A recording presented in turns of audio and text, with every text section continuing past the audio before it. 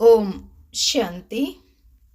28/5/2025 ಪ್ರಥಮುರಳಿ ಬಾಬ್ದಾದ ಮಧುಬನ. ಮುರಳಿಯ ಹೆಡ್ಲೈನ್ಸಲ್ಲಿ ತಂದೆ ತಿಳಿಸ್ತಾ ಇದ್ದಾರೆ, ಮಧುರ ಮಕ್ಕಳೇ, ಈಗ ಡ್ರಾಮಾದ ಚಕ್ರ ಪೂರ್ಣವಾಗಿದೆ. ನೀವು ಕ್ಷೀರಖಂಡವಾಗಿ ಹೊಸ ಪ್ರಪಂಚದಲ್ಲಿ ಬರಬೇಕಾಗಿದೆ. ಅಲ್ಲಿ ಎಲ್ಲರೂ ಕ್ಷೀರಖಂಡವಾಗಿರುತ್ತಾರೆ. ಇಲ್ಲಿ ಉಪ್ಪು ನೀರು ಆಗಿದ್ದೀರಿ. ಇಲ್ಲಿ ತಂದೆ ತಿಳಿಸ್ತಾ ಇದ್ದಾರೆ, ಈ ಡ್ರಾಮಾದ ಅಂದರೆ 5000 ವರ್ಷದ ಚಕ್ರ ಈಗ ಪೂರ್ಣ ಆಗ್ತದೆ. ಯಾಕಂದರೆ ಇದು ಸಂಪೂರ್ಣ ಕಲಿಯುಗ, ಘೋರ ಕಲಿಯುಗ ಅಂತ ಹೇಳ್ತಾರೆ ಅಲ್ವಾ. ಇದು ಇವಾಗ ವಿನಾಶ ಆಗತ್ತೆ. ಕಲಿಯುಗ ಅದ ಪ್ರಪಂಚ ವಿನಾಶ ಆಗತ್ತೆ. ನಂತರ ಏನು ಬರುತ್ತೆ, ಸತ್ಯುಗ ಅನ್ನೋದು ಬರುತ್ತೆ.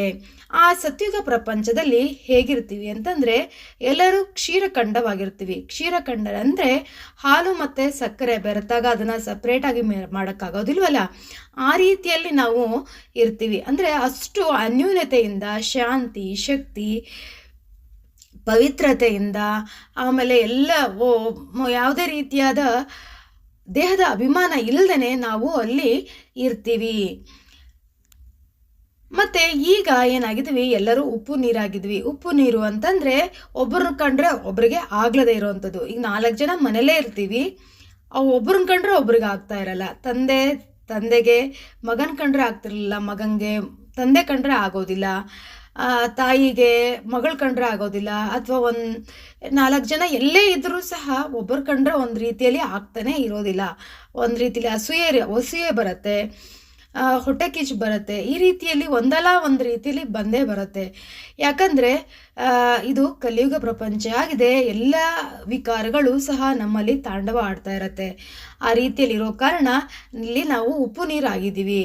ಆದರೆ ಈಗ ಈ ಪ್ರಪಂಚ ಮುಗೀತಾ ಇದೆ, ನಾವು ಕ್ಷೀರಖಂಡಕ್ಕೆ ಅಂದರೆ ಸತ್ಯುಗ ಪ್ರಪಂಚಕ್ಕೆ ಹೋಗ್ತಾ ಇದ್ದೀವಿ. ಅಲ್ಲಿ ಎಲ್ಲರೂ ಸಹ ಏನಾಗಿರ್ತೀವಿ, ಸದಾ ಅನ್ಯೂನ್ಯತೆಯಿಂದ, ಸುಖ ಶಾಂತಿಯಿಂದ ನಾವು ಅಲ್ಲಿ ಇರ್ತೀವಿ ಅಂತ ಇಲ್ಲಿ ತಂದೆ ತಿಳಿಸ್ತಾ ಇದ್ದಾರೆ. ಪ್ರಶ್ನೆಯಾಗಿದೆ, ನೀವು ತ್ರಿನೇತ್ರಿ ಮಕ್ಕಳು ಯಾವ ಜ್ಞಾನವನ್ನು ಅರಿತು ತ್ರಿಕಾಲದರ್ಶಿಗಳು ಆಗಿ ಬಿಡುತ್ತೀರಿ?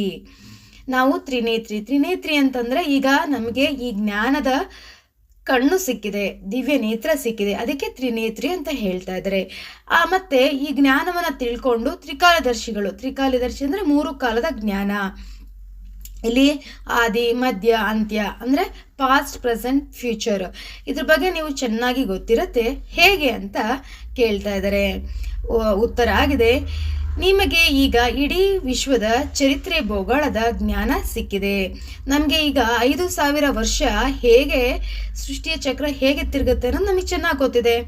5000 ವರ್ಷದಲ್ಲಿ 5 ಯುಗಗಳು ಬರುತ್ತೆ. ಸತ್ಯುಗ, ತ್ರೇತಯುಗ, ದ್ವಾಪರ, ಕಲಿಯುಗ ಮತ್ತು ಸಂಗಮ ಯುಗ. ಈ 5 ಯುಗಗಳು ಬರುತ್ತೆ. ಹೇಗೆ ಡಿವೈಡ್ ಆಗುತ್ತೆ ಅನ್ನೋದು ಗೊತ್ತಿದೆ. ಪ್ರತಿಯೊಂದು ಯುಗದಲ್ಲೂ 1250 ವರ್ಷ, 1250 ವರ್ಷ ಆ ರೀತಿಯಲ್ಲಿ ಡಿವೈಡ್ ಆಗುತ್ತೆ.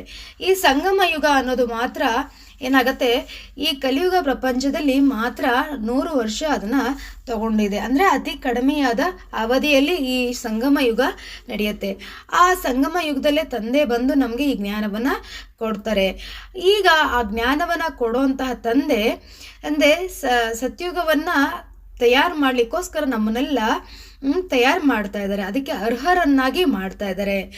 ಹಾಗಾಗಿ ಸತ್ಯುಗದಿಂದ ಹಿಡಿದು ಕಲಿಯುಗದವರೆಗೂ, ಅಂತ್ಯದವರೆಗೂ ನಮಗೆ ಹೇಗೆ ಈ ಸೃಷ್ಟಿಯ ಚಕ್ರ ಹೇಗೆ ತಿರುಗುತ್ತೆ ಅನ್ನೋದು ನಮಗೆ ಚೆನ್ನಾಗಿ ಗೊತ್ತಾಗ್ಬಿಟ್ಟಿದೆ ಈಗ. ಮತ್ತು ಈ ಜ್ಞಾನದ 3ನೇ ನೇತ್ರನೂ ಸಹ ನಮಗೆ ಸಿಕ್ಕಿದೆ.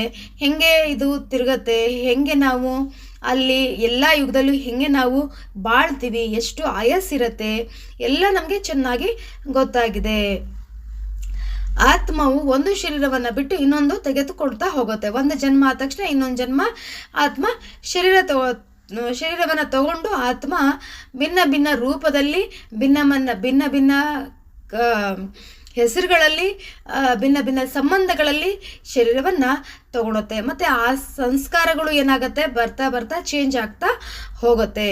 ಯಾವಾಗ ಸತ್ಯಯುಗದಲ್ಲಿ ಇರುವಂಥ ಸಂಸ್ಕಾರ ದ್ವಾಪರದಲ್ಲಿ ಇರೋದಿಲ್ಲ, ದ್ವಾಪರದಲ್ಲಿ ಇರುವಂಥ ಸಂಸ್ಕಾರ ಕಲಿಯುಗದಲ್ಲಿ ಇರೋದಿಲ್ಲ. ಮತ್ತು ಕಲಿಯುಗದ ಅಂತ್ಯದಲ್ಲಿ ನೋಡಿ ಎಷ್ಟು ಸಂಸ್ಕಾರಗಳ ಸಂಪೂರ್ಣ ಪರಿವರ್ತನೆ ಆಗೋಗ್ಬಿಟ್ಟಿರುತ್ತೆ. ಹಾಗಾಗಿ ತಂದೆ ಹೇಳ್ತಾ ಇದ್ದಾರೆ, ಈಗ ನಿಮಗೆ ಈ ನೇತ್ರ ಸಿಕ್ಕಿದೆ, ಇದರಿಂದ ನೀವು ತ್ರಿಕಾಲದರ್ಶಿಗಳು ಆಗ್ತೀರಾ ಅಂತ ಹೇಳ್ತಾ ಇದ್ದಾರೆ. ಇದನ್ನೆಲ್ಲ ಯಾರು ತಿಳಿಸ್ತಾರೆ? ಒಬ್ಬ ತಂದೆ ಬಿಟ್ಟರೆ ಬೇರೆ ಯಾರೂ ತಿಳಿಸೋಕ್ಕೆ ಆಗೋದಿಲ್ಲ.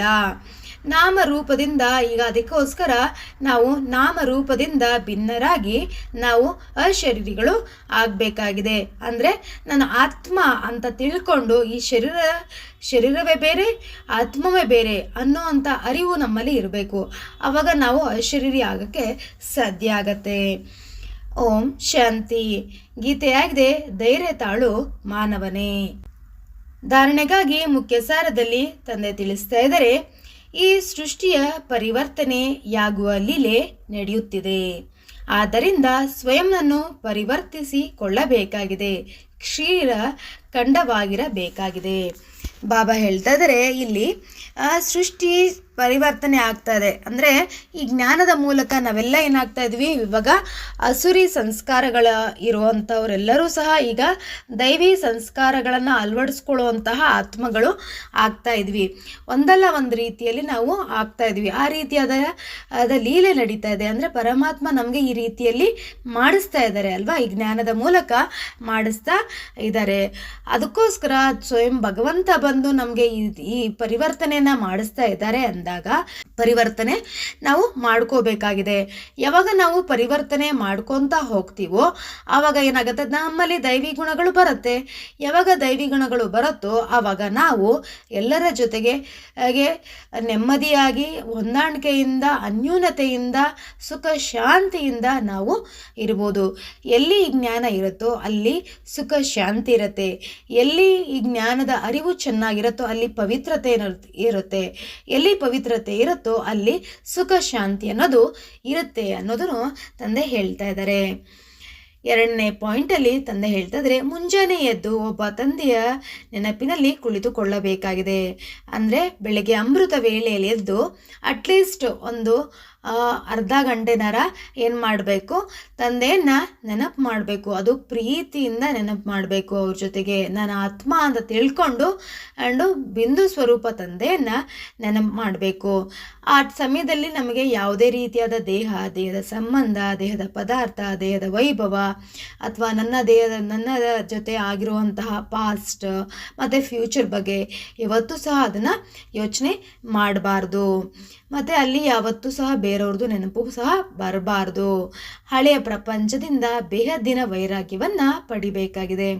ಈಗ ನಾವು ಕಲಿಯುಗದ ಪ್ರಪಂಚದಲ್ಲಿದ್ದು ಪರಮಾತ್ಮನನ್ನ ನೆನಪು ಮಾಡ್ತಾ ಇದ್ದೀವಲ್ಲ, ಈ ಕಲಿಯುಗ ಪ್ರಪಂಚದಲ್ಲೇ ಸ್ವಯಂ ಭಗವಂತ ಬಂದಿದ್ದಾರೆ. ಅಂದರೆ ನಾವು ಕಲಿಯುಗದಲ್ಲೂ ಇದ್ದೀವಿ ಮತ್ತು ಸ್ವಯಂ ಭಗವಂತನ ಜ್ಞಾನವನ್ನು ತಿಳ್ಕೊಳ್ತಾ ಇದ್ದೀವಿ. ಅಂದರೆ ಸಂಗಮ ಯುಗದಲ್ಲಿದ್ದೀವಿ.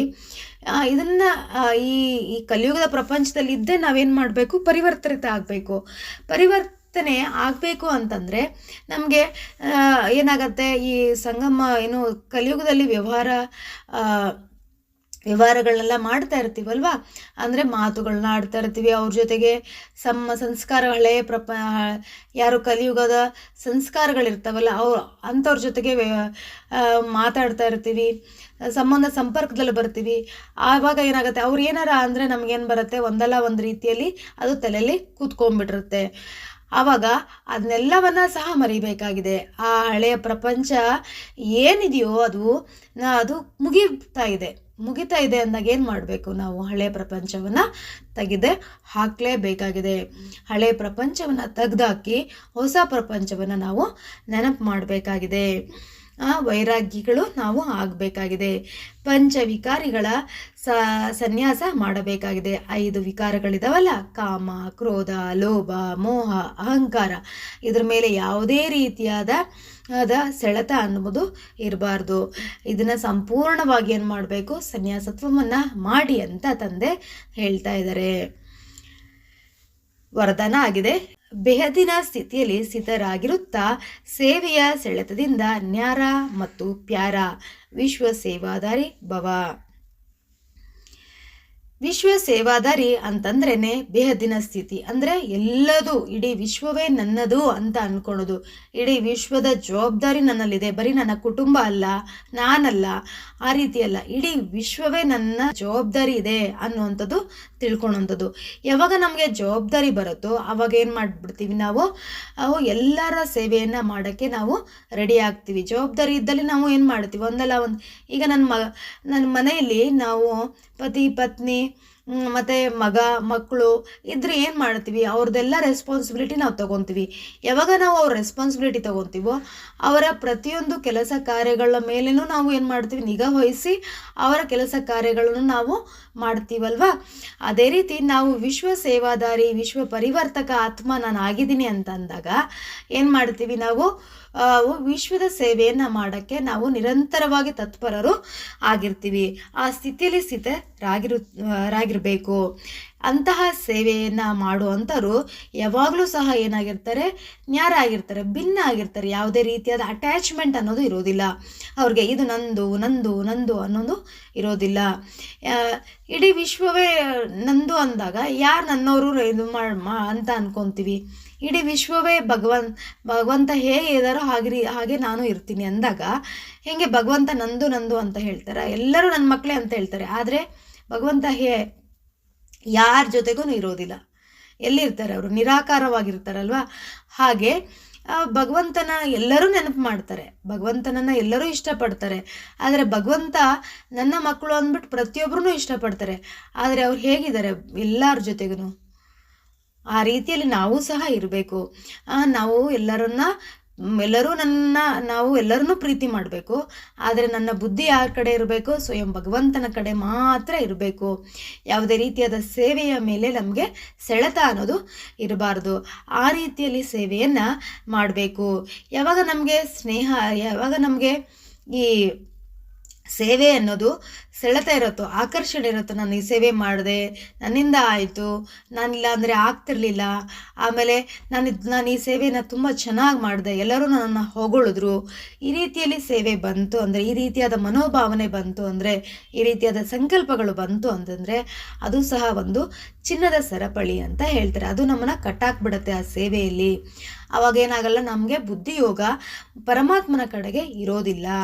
ಅದಕ್ಕೋಸ್ಕರ ಇದನ್ನು ಹೇಳ್ತಿದ್ರೆ ಸೇವೆಯ ಮೇಲೂ ಸಹ ನಮಗೇನಿರಬಾರ್ದು, ಮೋಹ ಅನ್ನೋದು ಇರಬಾರ್ದು. ಈ ಬಂಧನವೂ ಸಹ ಏನು ಮಾಡುತ್ತೆ, ಬೇಹದ್ದಿನಿಂದ ಹದ್ದಿನಿಗೆ ಕನ್ವರ್ಟ್ ಮಾಡಿಬಿಡುತ್ತೆ. ಅಂದರೆ ಬೇಹದ್ದಿನ ಅಂದರೆ ಇಡೀ ವಿಶ್ವ ಅಲ್ವಾ. ಹದ್ದಿಗೆ ಅಂದರೆ ನಾನೀಗ ಒಂದು ಸಣ್ಣ ಸೇವಾ ಕೇಂದ್ರದಲ್ಲಿ ಏನೋ ಒಂದು ಸೇವೆಯನ್ನು ಮಾಡಿದ್ರೆ, ಇದು ನಂದು, ಈ ಸೇವೆಯನ್ನು ನಾನು ಮಾಡಿರೋದು, ಈ ಸೇವೆ ಕೇಂದ್ರದಲ್ಲಿ ನಾನು ಮಾಡಿದೆ ಅನ್ನೋದು ಬಂದ್ಬಿಡುತ್ತೆ. ಬರೀ ಲಿಮಿಟೆಡ್ ಆಗಿಬಿಡ್ತೀವಿ. ಬರೀ ಆ ಸೇವೆ ಕೇಂದ್ರಗಳಿಗೆ ಮಾತ್ರ ನಿಮಿತ್ತ ಆಗಿಬಿಡ್ತೀವಿ, ಇಡೀ ವಿಶ್ವಕ್ಕೆ ಆಗೋದಿಲ್ಲ. ಆ ರೀತಿಯಲ್ಲಿ ತರಿಸ್ಬಿಡತ್ತೆ ನಾನು ನನ್ನದು ಅಂತ ಬಂದಾಗ. ಆದ್ದರಿಂದ ದೇಹದ ಸ್ಥಿತಿಯನ್ನು ಸಂಪೂರ್ಣವಾಗಿ ಮರೆತು ಈಶ್ವರಿಯ ಸಂಬಂಧದಿಂದ ತಂದೆಯ ಸಾಧನಗಳ ಸೆಳೆತದಿಂದ ಈಶ್ವರಿಯ ಸಂಬಂಧದಲ್ಲಿ ನಾವು ಬರಬೇಕು. ಸೇವೆಯ ಸಾಧನಗಳನ್ನು ಏನು ಮಾಡಬೇಕು, ಸಾಧನಗಳ ಸೆಳೆತದಿಂದ ಸೇವೆಯನ್ನು ನಾನು ಮಾಡಿದೆ ಅನ್ನುವಂತಹ ಸೆಳೆತದಿಂದ ನ್ಯಾರ ಆಗಬೇಕು. ಮತ್ತು ತಂದೆಗೆ ಏನಾಗಬೇಕು, ಪ್ರಿಯರು ಆಗಬೇಕು. ಯಾವಾಗ ನಾವು ತಂದೆಗೆ ಪ್ರಿಯರಾಗ್ತೀವೋ ಆಟೋಮೆಟಿಕ್ಕಾಗಿ ಏನಾಗ್ಬಿಡ್ತೀವಿ, ಇಡೀ ವಿಶ್ವಕ್ಕೆ ನಾವು ಆಕರ್ಷಿತರು ಆಗ್ತೀವಿ, ನಾವು ತಂದೆಯ ಜೊತೆಗೆ ಇದ್ದಾಗ. ಈಗ ವಿಶ್ವ ಸೇವಾದಾರಿಯ ವರದಾನ ಪ್ರಾಪ್ತಿಯಾಗಿಬಿಟ್ಟಿದೆ. ನನಗೆ ಬಾಬಾ ಏನು ಮಾಡಿದ್ದಾರೆ, ನಮಗೆ ಕಿರೀಟವನ್ನು ಕೊಟ್ಟಿದ್ದಾರಲ್ವಾ. ಯಾವುದೋ ಒಂದು ಮುರುಳಿ ಲಾಸ್ಟ್ ಈ ವೀಕಲ್ಲಿ ಮುರುಳಿಯಲ್ಲಿ ಹೇಳಿದ್ರು, ಬಾಬಾ ಕಿರೀಟ ಮತ್ತು ಸಿಂಹಾಸನವನ್ನು ಕೊಟ್ಟಿದ್ದೀನಿ ಅಂತ. ಯಾವಾಗ ಏನು ಕಿರೀಟ ಕೊಟ್ಟಿದ್ದಾರೆ, ವಿಶ್ವ ಜವಾಬ್ದಾರಿಯ ಕಿರೀಟವನ್ನು ಬಾಬಾ ವರದಾನವನ್ನು ಕೊಟ್ಟಿದ್ದಾನೆ ಅಂದಾಗ ಆ ವರದಾನವನ್ನು ನಾವೇನು ಮಾಡಬೇಕು, ಪರಮಾತ್ಮನಿಗೆ ಫುಲ್ಫಿಲ್ ಮಾಡಬೇಕು. ಆ ವರದಾನವನ್ನು ನಮಗೆ ಕೊಟ್ಟಾಗ ನಾವು ಅದೇ ರೀತಿಯಾದ ಸೇವೆಯನ್ನು ನಾವು ಮಾಡಬೇಕಾಗಿದೆ ಮತ್ತು ಸಫಲತೆಯು ಸಿಗುತ್ತಿರುತ್ತದೆ. ಬಾಬಾ ಯಾವಾಗ ತಂದೆಯಿಂದ ನ್ಯಾರ ಆಗಿಬಿಡ್ತಿರೋ ಆಗ ವಿಶ್ವ ಸೇವಾದಾರಿ ವರದಾನ ಪ್ರಾಪ್ತಿಯಾಗಿಬಿಡುತ್ತದೆ. ಯಾವಾಗ ನಾವು ತಂದೆಗೆ ಪ್ರಿಯರಾಗ್ತೀವೋ ಆವಾಗ ವಿಶ್ವ ಸೇವಾದಾರಿಯ ವರದಾನ ನಮಗೆ ಪ್ರಾಪ್ತಿಯಾಗತ್ತೆ ಮತ್ತು ನಮಗೆ ಸಫಲತೆಯೂ ಸಹ ಸಿಗ್ತಾ ಹೋಗುತ್ತೆ. ಯಾವಾಗ ತಂದೆ ನಮ್ಮ ಜೊತೆಗೆ ಇರ್ತಾರೋ ಆವಾಗ ಸಫಲತೆ ಅನ್ನೋದು ಸಿಗುತ್ತದೆ ಅಂತ ಇಲ್ಲಿ ತಂದೆ ತಿಳಿಸ್ತಾ ಇದ್ದಾರೆ. ಸ್ಲೋಗನ್ ಆಗಿದೆ, ವ್ಯರ್ಥ ಸಂಕಲ್ಪಗಳನ್ನು 1 ಸೆಕೆಂಡ್ನಲ್ಲಿ ನಿಲ್ಲಿಸುವಂತಹ ಅಭ್ಯಾಸ ಮಾಡಿ, ಆಗ ಶಕ್ತಿಶಾಲಿ ಆಗಿ ಬಿಡುವಿರಿ. ವ್ಯರ್ಥ ಸಂಕಲ್ಪಗಳು ಯಾವ್ಯಾವು?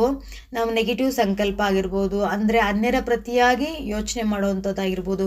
ಇವಾಗ ನನ್ನದೇ ಆಗಿರ್ಬೋದು, ನನ್ನದ ಒಂದು ಪಾಸ್ಟ್ ಯಾವುದೋ ಒಂದು ಘಟನೆಗಳನ್ನ ಒಂದು ಚೂರು ಬಂತು ಅಂದರೆ, ನಾವು ತಂದೆಯನ್ನು ನೆನಪು ಮಾಡೋಬೇಕಾದ್ರೆ ಒಂದು ಚೂರು ನೆನಪು ಬಂತು ಅಂತಂದರೆ ಅದೇನಾಗತ್ತೆ, ಅದು ಕಂಟಿನ್ಯೂಟಿ ಆಗ್ತಾ ಹೋಗುತ್ತೆ. ಅವರು ಹಿಂಗಂದರು, ನಾನು ಹಿಂಗಂದೆ, ಆಮೇಲೆ ಅವ್ರು ಹಿಂಗೆ ಅನ್ಬಾರ್ದಾಗಿತ್ತು, ಅವಾಗ ನಾನು ಸರಿಯಾಗಿರ್ತಾ ಇದ್ದೆ. ಈ ರೀತಿಯಲ್ಲಿ ಏನಾಗುತ್ತೆ, ಕಂಟಿನ್ಯೂಟಿ ಬರುತ್ತೆ. ಒಂದು ಸೆಕೆಂಡ್ ಬರೋವಂಥ ಸಂಕಲ್ಪ ಅದನ್ನು ನಮ್ಮದು ಅರ್ಧ ಗಂಟೆನ ವೇಸ್ಟ್ ಮಾಡಿಬಿಡತ್ತೆ. ಯಾವಾಗ ಒಂದು ಚೂರಲ್ಲೇ ಬರುತ್ತಲ್ವ, ಸ್ಟಾರ್ಟಿಂಗಲ್ಲಿ ಬರುತ್ತಲ್ವ, ಅದನ್ನೇ ಏನು ಮಾಡಬೇಕು, 1 ಸೆಕೆಂಡ್, ಅದು ಬರೋದು 1 ಸೆಕೆಂಡಿಗೆ ಬರುತ್ತೆ. ಆದರೆ 1 ಸೆಕೆಂಡಿಗೆ ಬಂದಿರೋದನ್ನು ನಾವೇನು ಮಾಡಬೇಕು, ಅದನ್ನು ಅರ್ಧ ಗಂಟೆ ತೊಗೊಂಡು ಹೋಗಬಾರ್ದು. 1 ಸೆಕೆಂಡಿನಲ್ಲಿ ಅದನ್ನು ಸಹ ಏನು ಮಾಡಬೇಕು, ನಾವು ಫುಲ್ ಸ್ಟಾಪ್ ಹಾಕಬೇಕು, ಅಲ್ಲೇ ನಿಲ್ಲಿಸ್ಬಿಡ್ಬೇಕು ಆ ಸಂಕಲ್ಪಗಳು. ಯಾಕಂದರೆ ನಾವು ಗಮನವನ್ನು ಸಂಕಲ್ಪಗಳ ಮೇಲೆ ಕೊಡಬೇಕು. ನನ್ನ ಸಂಕಲ್ಪ ಹೇಗೆ ನಡೀತಾ ಇದೆ ಅನ್ನೋದ್ರ ಬಗ್ಗೆ ನಾವು ಸಂಪೂರ್ಣ ಗಮನವನ್ನು ಕೊಟ್ಟಾಗ ಈ ಅಭ್ಯಾಸ ಈಸಿ ಆಗುತ್ತೆ. ಸಂಕಲ್ಪಗಳನ್ನ ಯಾವ ರೀತಿ ನಾನು ರಚನೆ ಮಾಡ್ತಾ ಇದ್ದೀನಿ, ಯಾಕಂದರೆ ಸಂಕಲ್ಪಗಳನ್ನ ರಚನೆ ಮಾಡೋರು ಯಾರು? ನಾನಾಗಿದ್ದೀನಿ. ನಾನು ಆತ್ಮ ಈ ಎಲ್ಲ ಸೂಕ್ಷ್ಮೇಂದ್ರಿಯಗಳ ಮೇಲೆ ಮಾಲೀಕ ಆಗಿದ್ದೀನಿ. ನನಗೆ ಗಮನ ಇರಬೇಕು, ನಾನು ಯಾವ ರೀತಿಯಾದ ಸಂಕಲ್ಪಗಳನ್ನ ರಚನೆ ಮಾಡ್ತಾ ಇದ್ದೀನಿ, ಯಾವ ರೀತಿಯ ಸಂಕಲ್ಪಗಳ ಬಗ್ಗೆ ನಾನು ಚಿಂತನೆ ಮಾಡ್ತಾ ಇದ್ದೀನಿ ಅನ್ನೋದ್ರ ಬಗ್ಗೆ ನನಗೆ ಸಂಪೂರ್ಣ ಗಮನ ಇದ್ದಾಗ ಏನಾಗುತ್ತೆ, ನಾವು ಈ ಸಂಕಲ್ಪಗಳನ್ನ ಮಾಡ್ಬೋದು, ತಡೆ ಹಿಡಿಯೋಕ್ಕೆ ಸಾಧ್ಯ ಆಗುತ್ತೆ. ಯಾವಾಗ ಈ ರೀತಿಯಲ್ಲಿ ನಾವು ಸಂಕಲ್ಪಗಳನ್ನ ತಡೆ ಹಿಡಿತೀವೋ ಆವಾಗ ನಾವು ಶಕ್ತಿಶಾಲಿಗಳು ಆಗೋಕ್ಕೆ ಸಾಧ್ಯ. ವ್ಯರ್ಥ ಸಂಕಲ್ಪಗಳಿಂದ ಸಂಪೂರ್ಣ ಮುಕ್ತ ಆಗಿಬಿಟ್ಟು ನಾವು ಸದಾ ಸಮರ್ಥ ಸಂಕಲ್ಪಗಳನ್ನ ಮಾಡಬೇಕು. ಶಕ್ತಿಶಾಲಿಯಾದ ಸಂಕಲ್ಪಗಳನ್ನ ಮಾಡಿದಾಗ ನಾವು ಸಹ ಏನಾಗ್ತೀವಿ, ಶಕ್ತಿಶಾಲಿ ಆಗೋಕ್ಕೆ ಸಾಧ್ಯ ಆಗತ್ತೆ. ಅವ್ಯಕ್ತ ಸೂಚನೆಯಾಗಿದೆ, ಆತ್ಮಿಕ ಘನತೆ ಮತ್ತು ಪವಿತ್ರತೆಯ ವ್ಯಕ್ತಿತ್ವವನ್ನು ಧಾರಣೆ ಮಾಡಿ. ನಮ್ಮೆಲ್ಲರ ಮೊದಲನೆಯ ಪ್ರವೃತ್ತಿಯಾಗಿದೆ ನಮ್ಮ ದೇಹದ ಪ್ರವೃತ್ತಿ, ನಂತರ ದೇಹದ ಸಂಬಂಧದ ಪ್ರವೃತ್ತಿ. ಮೊದಲನೆಯ ಪ್ರವೃತ್ತಿ ದೇಹದ ಪ್ರತಿ. ಇಲ್ಲಿ ತಂದೆ ತಿಳಿಸ್ತಾ ಇದ್ದಾರೆ, ಸ್ವಯಂ ಪರಿವರ್ತನೆ ಮಾಡ್ಕೊಳ್ಳಿ ಅಂತಂದರೆ ಹೇಗೆ ಪರಿವರ್ತನೆ ಮಾಡ್ಕೊಳ್ಳೋದು?